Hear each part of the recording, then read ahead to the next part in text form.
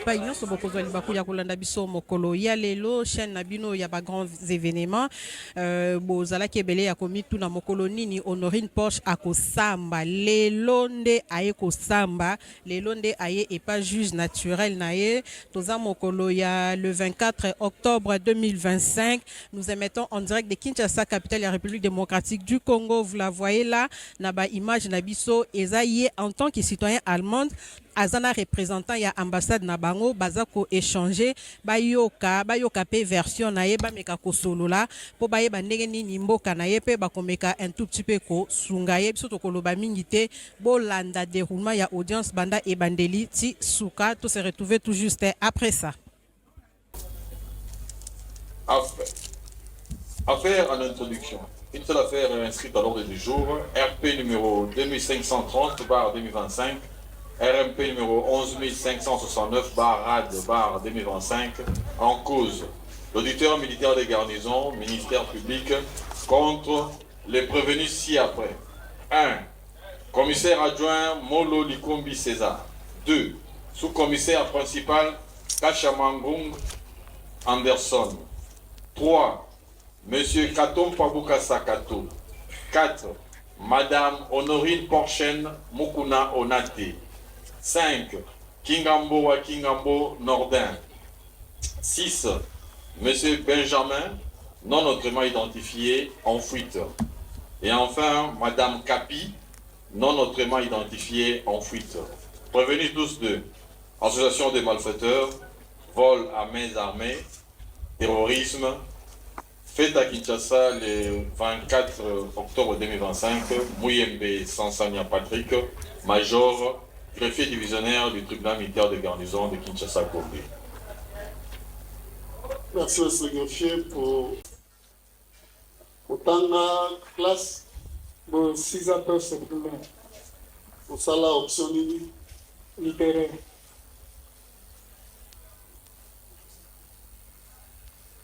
Pour ça la police.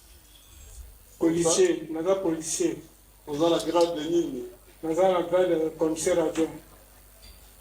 Unité na yoza nini? PCR. PCR. Oui. PCR ya wapi? Centre. PCR centre. Oui. Pour nous en fonction nini? Là, chef d'équipe. Chef quantième équipe. Troisième équipe.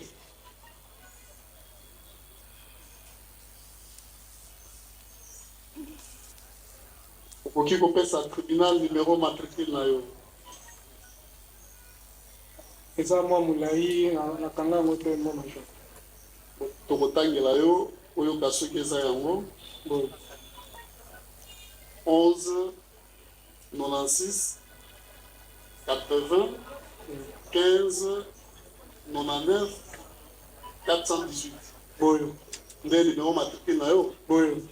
Voilà. Tokoki koyeba soki osala sei na yo wapi? Nasala na centre ya Kapalata. Kapalata na mbula nini? 1988. Nous avons volontaire 88. Boyo. Au Sambelaka? Boyo. Wapi? Protestant. Ah, tout le monde va dire catholique. Et là, protestant.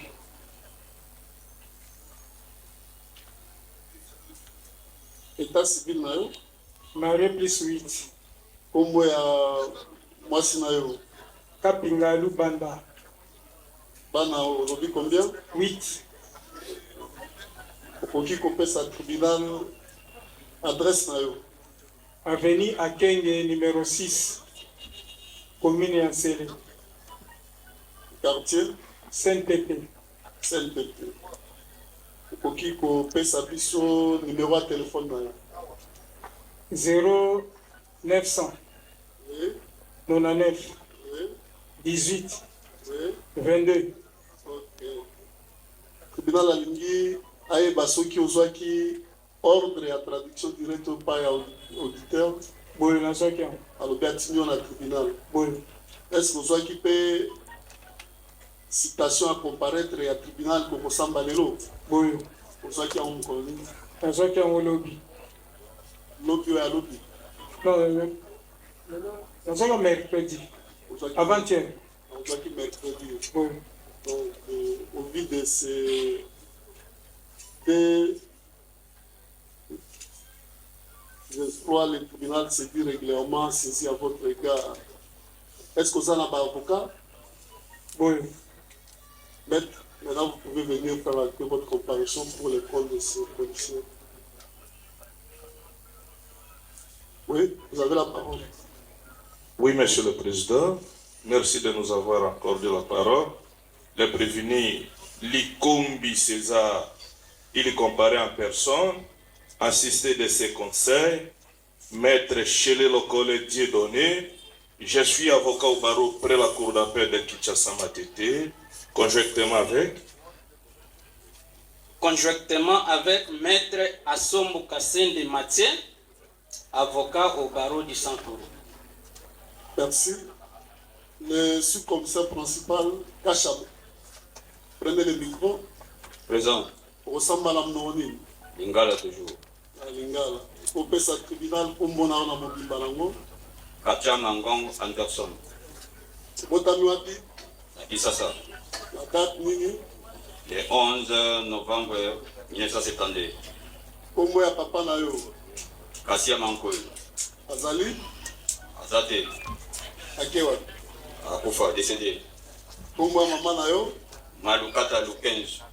Azali. Décédé. Yepe Akufa. Ah, tomoni bati azana bombo. Village na yo ezali ni. Bandundu. Mboka ya papa na yo. Village ici à bakoko na bazalaka. Na village de Kwilu. Le village mboka ya mukie ici à bakoko na bazalaka. Mudi Kalunga. Midi Kalunga. Mudi Kalunga. Ils ont un secteur ya nini? Ya Gungu. Secteur ya Gungu. Oui. Territoire. Kwilu. Oui, contre Territoire de Gungu, non? Gungu. Oui. Vous avez de la province. Bandundu. Bandundu. Oui. Bandundu, c'est sous province. Parce que Kabola, Bandundu, Grand Bandundu. Kwilu. Vous avez de Kwilu. Oui. Vous avez la nationalité nini? Congolais. Unasema eh? Utangi classe. Oui. Usuki na classe nini? D6. Combien na option nini? Électricité. Électricité générale. Général. Usala. La police.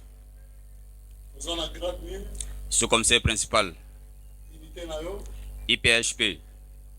Vous avez la escadron nini? Premier escadron. Peloton. Premier peloton. Vous avez la section nini? Dans la première section toujours.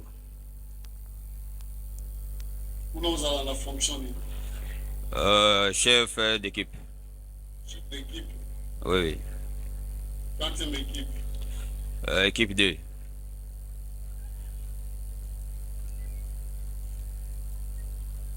Vous faites ça, tribunal, numéro matricule na yo. Ezamwa Moulay. Mais vous avez un mot.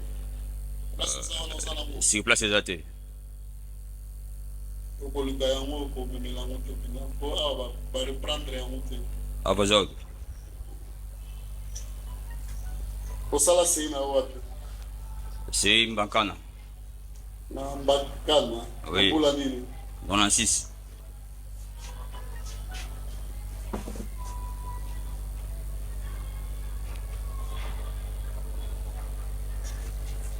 Obala. Abala. Kombo ya mwasi na yo. Eola Okito. Bana boni. 7. Ok. Osambelaka. Asambelaka. Wapi. Catholique. Catholique. Adresse na yo, ovandi wapi. Navandi na avenue Tembo 79. Quartier. Quartier Kakuji. Commune. Commune de Kimbanseke. Oki kopesa tribunal numéro ya téléphone na yo. 084 77 084 77 77 06 06 109. 109. Mais awa tomoni oza na 081 64 50 514. Bakomi mabe. Yango te. Yango te. Donc to retenir oyo opesi ya 84 77 06 109. voilà. Bina ngai basuki ozwaki ordre la traduction directe. Boye nazwaki yango. Ozwaki yango. Nazwaki yango. Ozwaki pe mukanda ya tribunal citation à comparer et okosamba lelo. Nazwaki yango. La même date que Même date. okonzi na yo. Oui, même date. Voilà, le tribunal s'est dit régulièrement saisi à votre égard. Yo posa na avocat na yo. Azali. D'être fait acte votre comparution. Oui, Monsieur le Président.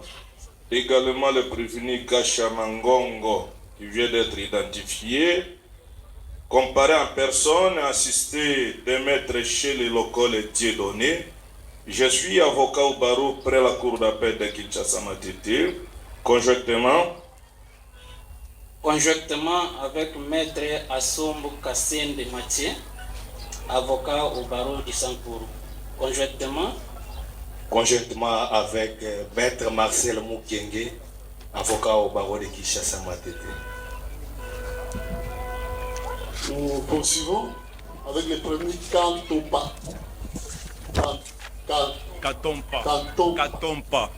Katompa. Voilà. Okoki kopesa tribunal komona na mobimba nango. Oui, kombo na ngai Katompa Bukasa Kato. Obotami wapi? Nabotami na Kinshasa le 30 octobre 78. Kombo ya papa na yo? Bukasa mwa Janvita Léonard. Azali? Akufa. Kombo ya mama? Bilonda wa Mulumba. Azali? Akufa. Village na yo? Nazamu Kwandaba. Bakwandaba. Ouais. Eza na wana eza secteur. Secteur village boba ya muke ya papa. Village Bakwandaba. Donc secteur pe Bakwandaba. Chileng. Chileng eza territoire mu. Boba na bino ya muke. Nazamu Kwandaba. Oza ya province ni Kasai Oriental. Kasai Oriental. Oza na nationalité ni Congolaise. Otangi classe? Oui, naza diplômé d'état. Na option nini? Biochimie. Sala misala nini? Nasala gardinage.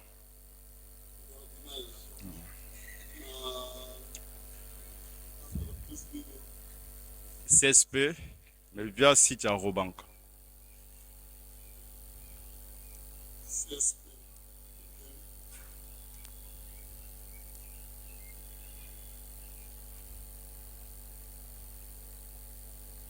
État civil na yo? Naza na mwasi na bana 6. Kombo ya mwasi? Nanu Kabedi. Bana combien? 6. Za 8 te. 6. Sambela wapi? Nasama na église de réveil. Oki popesa tribunal adresse na yo? Na vandi na avenue Tombo numéro 27. Quartier Mouli, commune de Kimanseke, Mokali. Quartier Kakuchite. Mouli. Moli. Popesa tribunal numéro ya téléphone na yo? 089 100 94 61. Tribunal alinga yeba soki zwaki kanda ya auditeur créative na tribunal. Tozwaki yango biso nyonso avant-hier. Nazwaki yango avant-hier. Zwaki pe kanda ya tribunal ko kosamba lelo. Oui, nazwaki yango avant-hier. Voilà. C'est pas de ces deux espoirs le tribunal s'est régulièrement saisi à votre égard. Vous en avez avocat na yo? Bazali? Bazali. D'être fait acte votre différentes comparaisons. Bazali, bavoka nanga bazali. Monsieur le Président, votre honneur, Le prévenu, quand on part, comparer en personne, assister de ses conseils, Maître Seda Koukoula, avocat au barreau de Kinshasa Gombe, conjointement. La défense conjointe avec Maître Alain Choukou, avocat au barreau de Gouy.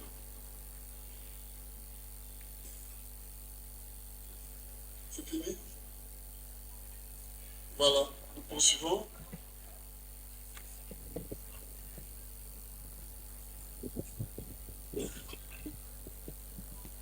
La prévenue Honorine, Oui, vous avez parlé en quelle langue? Lingala. Olobana Lingala. Oui, Kopesa tribunal kombo na yo na mobimba nango. Honorine Onate Portion Mukuna.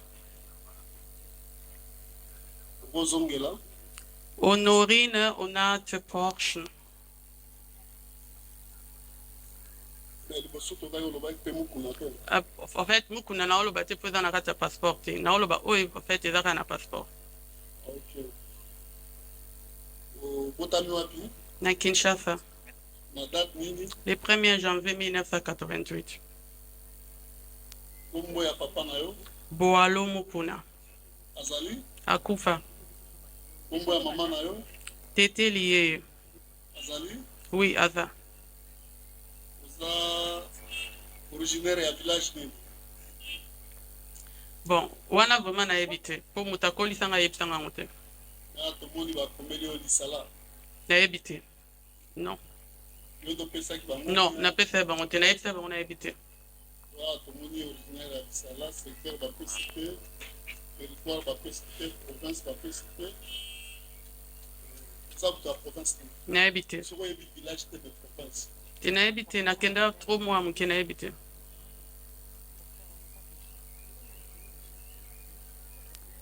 Oza nationalité nini? Allemand.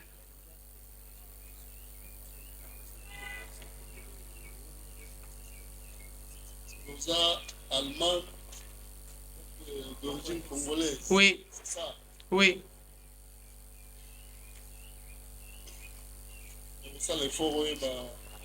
Si, non, ça l'effort. Origine na yo, village, Oui, secteur, Oui, territoire, hein, dans la province. Si. C'est-à-dire que oza allemand, oza na souche ya bacongolais. si, si. Il faut ça la makasi. Oyeba yango, hein, c'est important, non? Oui, non, ça l'effort naïba. Eza place outil, Bien sûr, on voit que ça note. jamais. Voilà. Ok. Est-ce que tu as la classe? Oui, Dans la classe, ni petit 12e, il y a Allemagne. surtout ça l'équivalent de la Panabisson. Surtout dans la bague, Oui, ça le roi, ben, il est mort bon. le monde pour la bague. L'université au Québec, Tena suka tina bac, il y a Allemagne. bague 4. Oui,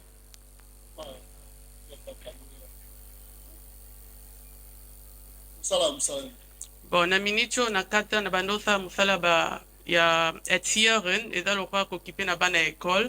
Ba parents ba ya kotika bana na tongo ba ke musala biso to occupé na banana. Boko koma wana po yango nde mutnatangi. Etieren. Etieren.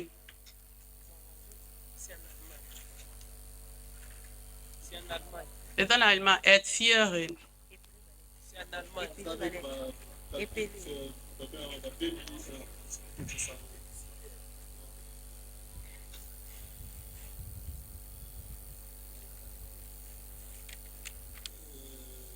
Obala, Divorcé, célibataire.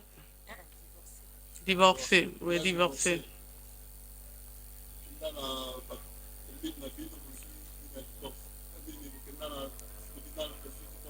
Non, en fait, nabala quand un système de traduction, après Simba Tetoka, wana na papa bana. Congolais Braza. Oui, Totikara.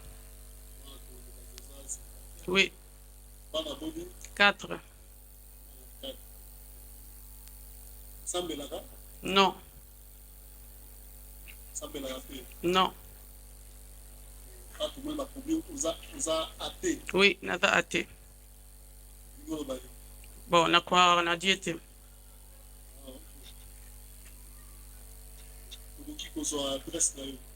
Il y a Allemagne. Il y a Congo naza na ote. Na Bergheim.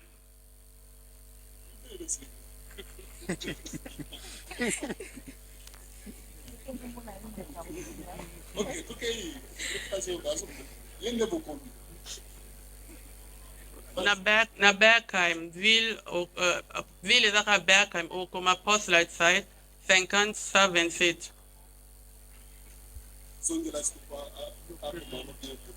Bergheim, Postlight site 50-127. Numéro 5A.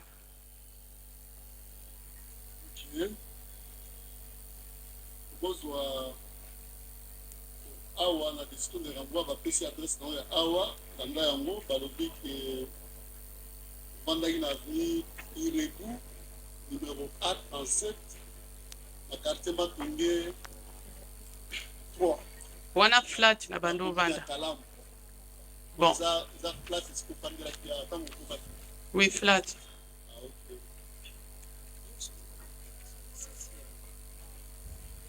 Rose a numéro à téléphone. 0049 152 09 09 79 75. 0049 152 09 09 79 75. Non, nazwaki mpe ya Congo, mais nyonso eza na kati ya portable oyo bazwaki. Eza na portable na yo? Oui. Ok. Tribunal alingi ayeba soki mokanda ya auditeur ordre la traduction directe ozwaki yango? Oui, nazwaki. Est-ce que ozwaki mpe mokanda ya tribunal ke okosamba lelo? Oui. Ozwaki nde moko na bango? Oui. Là, c'est du règlement saisi à votre égard. Vous en avez avocat?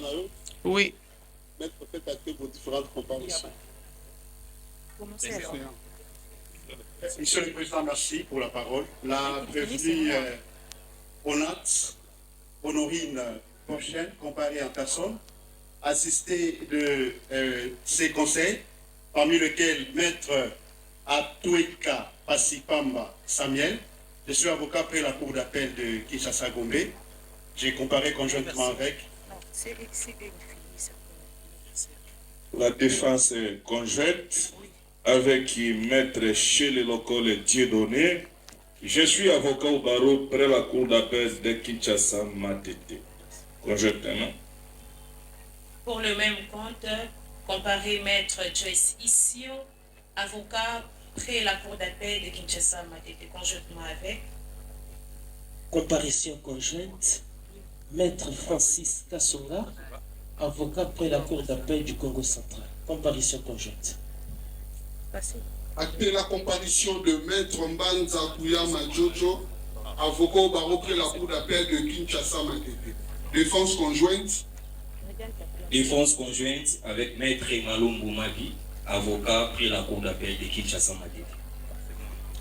Conjointement avec Maître Mboku Musenga, je suis avocat à la cour d'appel de Kinshasa-Gombe.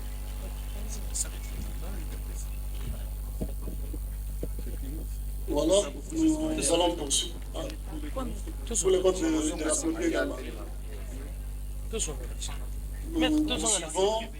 avec le premier Kingambo. Il y a un souci. Oui, il y a un souci. Il y a d'autres confrères qui n'ont pas compris. Donc, on ne les a pas empêchés de faire acter leur comparution. Ils sont là. Oui, c'est Maître Assombo Kassende Mathieu, avocat. Il y a un souci. Oui, à cette même occasion, et quand on a date, on a Kinshasa, la date le 16 octobre 2025, yo oyibaki 10 500 $ américains pour la société Rao Bank et aux alaki porteur ya munduki ya jouet ya plastique sous forme ya arme de guerre munduki yango yango omoni yango Oui. nde ozalaki nango Oui. yango alandeli yo mpona koyiba na mandoki wana infraction ya mibale tokorapele oke infraction ya liboso ya terrorisme etumbu na yango eza ya 20 ans ya boloko soki tribunal amoni tosalaki yango ya solo ya mibale vol à main armée etumbu na yango ezali etumbu ya liwa soki tribunal amoni te osalaki yango ya solo ya misato auditeur militaire tato ya colonel alobi boye kaka na Kinshasa mpe na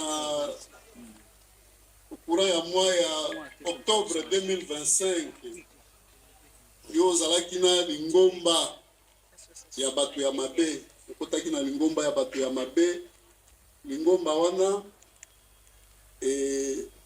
eza composé na Kashama Ngong Anderson Kingambo wa Kingambo Nordin Molo Likombi César Kantomba Bukasa Kato Benjamin na Madame Kapi elingomba na bino wana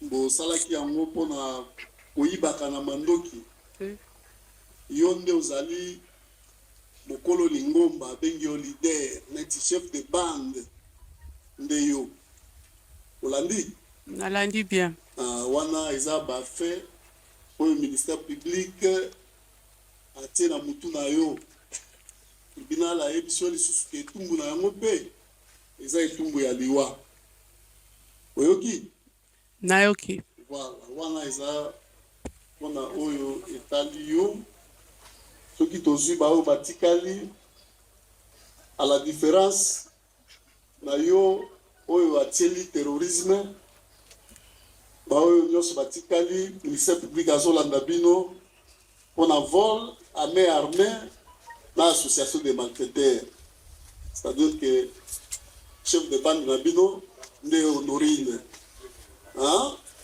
et puis bino elongo na ye boyibaki $10,500 américains oyo eza ya société Rao Bank kuna na Victoire et puis na lingomba nde tolobi na association de malfaiteurs boza na kati ya lingomba wana mosala na bino na lingomba wana ezali mpona koyibaka na mandoki donc mpona bino botikali etumbu na bino mpe eza etumbu ya liwa Olandi, les autres prévenus, et les policiers, vous avez ta masolo, vous avez l'explication, il faut vous aller attentif, pour vivre pour moi, en dépend, vous allez distraite, mais si vous samba, ça va moyen de dépense, pour venir là, la décision à bosser. Vous avez distrait, vous avez emporté ici. Molandi, association de malfaiteurs, vol à main armée. Chef de bande, prévenu Honorine.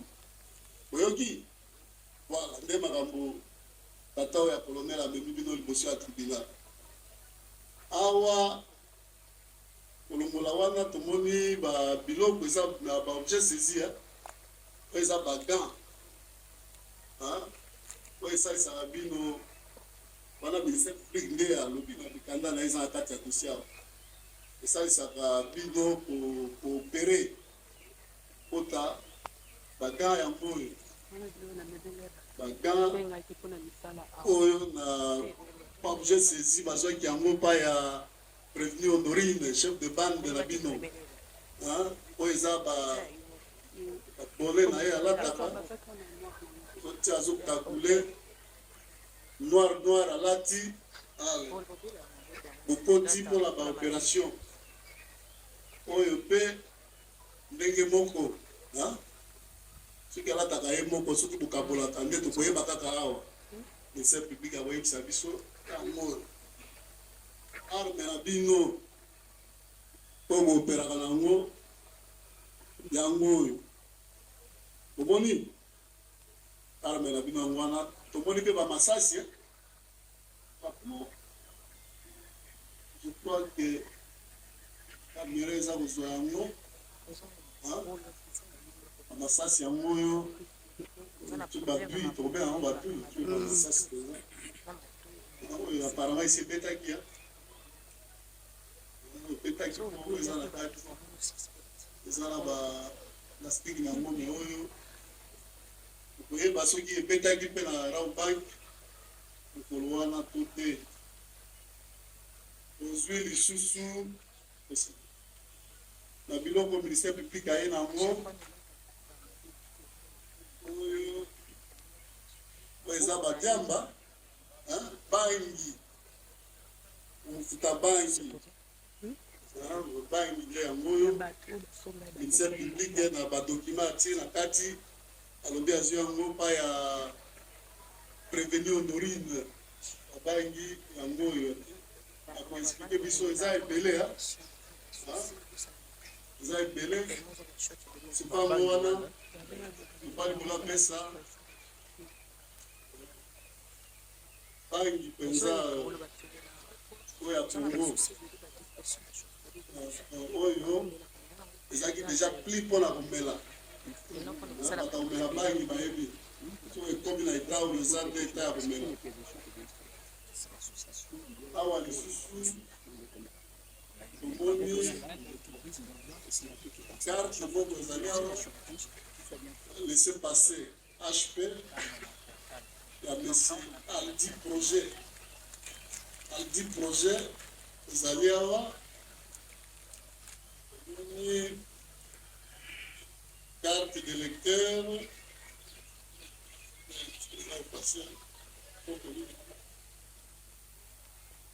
carte de lecteur elobingaka ezomonaka ndautitera koyebisa biso soki eza ya nani omoni mpe passeport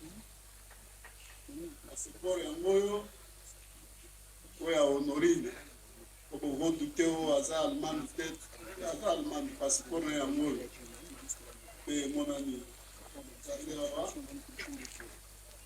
toza na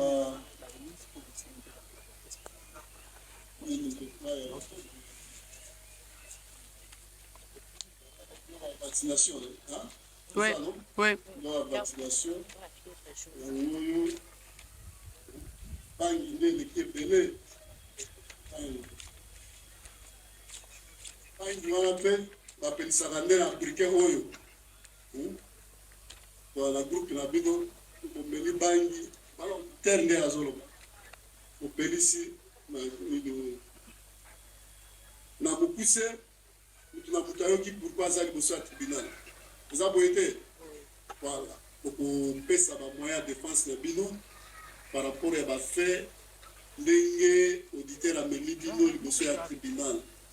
Y a-t-il des préalables avant d'entamer le fond de la présente affaire? Mais c'est l'organe de la... Nous, on va soulever les préalables pour les renvois pour s'imprégner du dossier. Merci pour la parole, Monsieur le Président, honorable membre de la composition. Monsieur le Président, il n'y a pas de préalable. Nous sommes prêts pour rendre compte. Nous avons dit. La défense, y a-t-il des préalables? Nous commençons par les parties civiles. Prenez le micro. Président, Messieurs les membres de la composition, Messieurs l'organe de la loi, la partie Rawbank qui venait de s'être constituée partie civile a suivi avec attention soutenue les préventions mises à charge de prévenir ainsi que les objets ayant fait l'objet de saisies. Cependant, la partie Rawbank voudrait vous exprimer une demande pour bien organiser sa défense. Elle devrait avoir à accéder au dossier physique du ministère public afin de la permettre de bien organiser sa défense à armes juridiques et judiciaires égales. Sur ce, elle postule à une remise à la huitaine pour pouvoir procéder aux devoirs sus-évoqués. Votre honneur, en complément à ce que venait de demander le confrère, le dispositif restant par ailleurs de notre côté. Soyez tranquille. La société Eurobank estime qu'elle pourrait avoir des éléments tout aussi probants à verser devant votre tribunal et qui pourraient très utilement contribuer à l'instabilité de votre sentence. Raison pour laquelle nous pensons 2 semaines et 1 semaine, c'est trop. Nous sommes prêts pour ce lundi déjà. Nous avons dit. Le tribunal a lui-même l'a prévenu Porsche. Oui. Secouer la tête pour dire oui, oui. Au moins, les arrêts lundi. Et dans lundi. Voilà. Après les observations des uns et des autres, écoutez, on va plus continuer à parler sur ça. Après observation des partis, l'avis du ministère public, le tribunal va devoir suspendre l'instruction de la présente affaire et la renvoie contradictoirement à mardi. Hein? On vous laisse aujourd'hui, demain le greffe sera ouvert parce que c'est un dossier côté de 1 à 64 pièces pour 5 prévenus. Donc chacun a peut-être 2 ou 3